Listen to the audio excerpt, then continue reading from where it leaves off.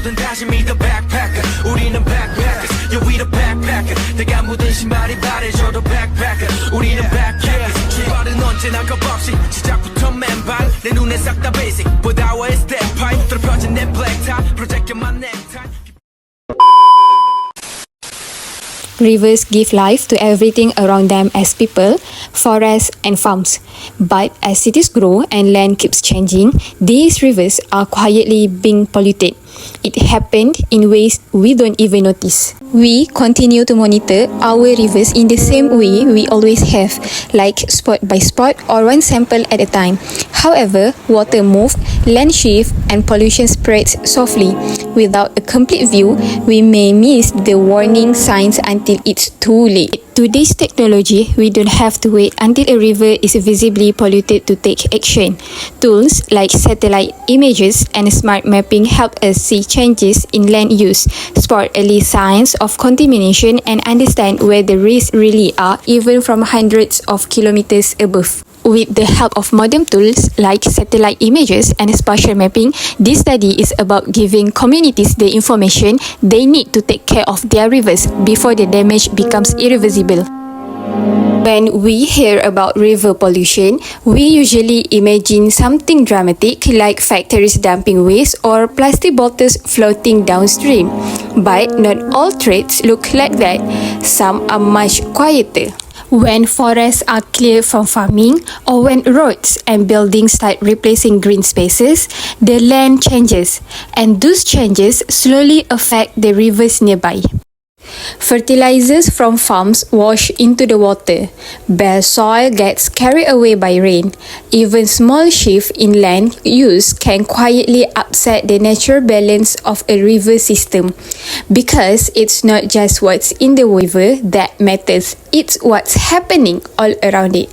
And if we are not paying attention to those changes, we might miss the early signs of trouble. In rapidly developing river basins, pollution can happen without warning, and when it does, time is critical. But how do we trace the source when monitoring data is missing or incomplete? The study by Luo et al. 2024 introduced a promising method that used satellite imagery and water flow models to locate pollution sources. But even this advanced approach faces a major hurdle: its lack of accurate, real-time water quality data. Remote sensing can capture large-scale changes, but it struggles to quantify how much pollution is being released or exactly where it's coming from. This uncertainty makes it harder to respond quickly to emergencies or plan long-term solutions. Without accurate data, even the best tools can't give us the answer we need, which leaving communities vulnerable and ecosystems at risk. Can we predict river pollution before it becomes a crisis?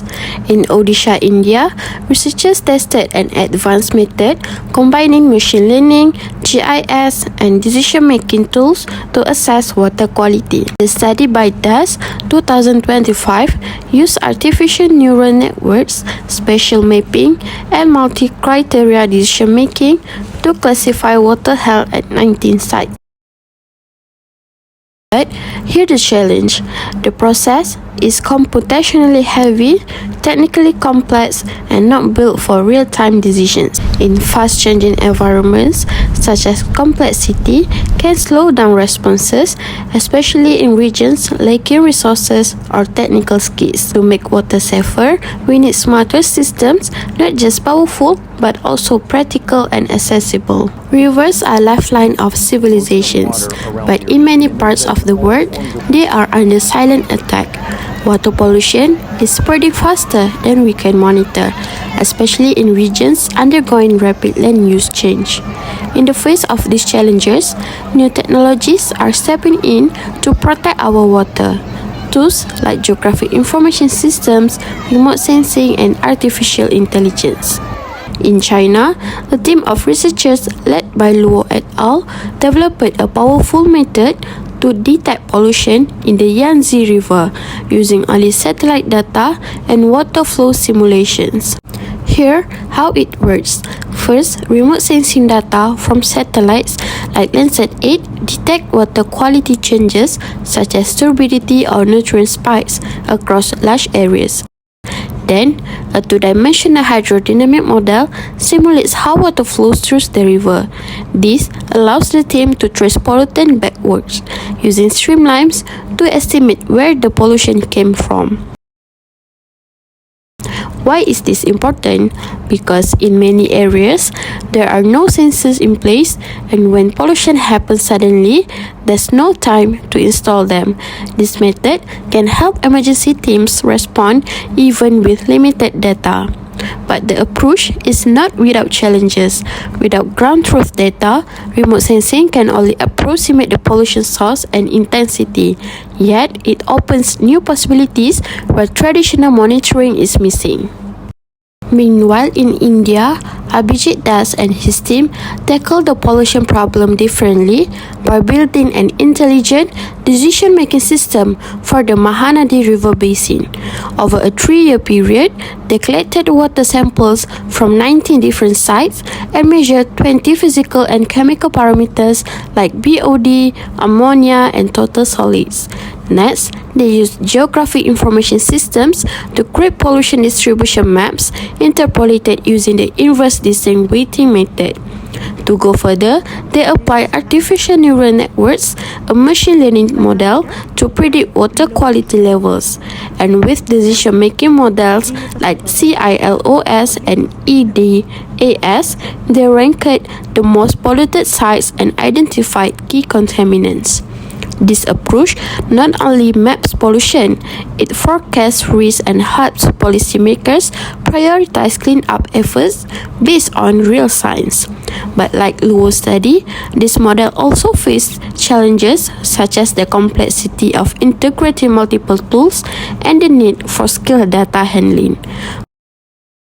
Both studies, one in China and one in India, show us a future where water pollution isn't just reacted to, but predicted, modeled, and mapped in real time. Through GIS, remote sensing, and AI, we are turning data into decisions and protecting rivers before it's too late. In conclusion, rivers don't just carry water, they carry warning signs, but without the right tools, we miss them.